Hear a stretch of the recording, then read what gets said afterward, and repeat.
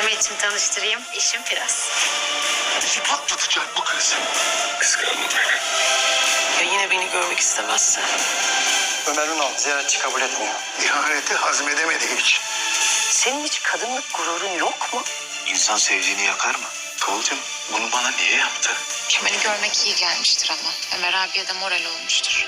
Ancak Herkese merhabalar, kanalıma hoş geldiniz. İbrahim Öztekin ben. Videomuza başlamadan önce sizden ricam öncelik olarak kanalımıza abone olup videomuzu beğenmeyi unutmayın. Bu kız hatırına kanalımıza abone olun arkadaşlar. Videomuzu beğen diyelim.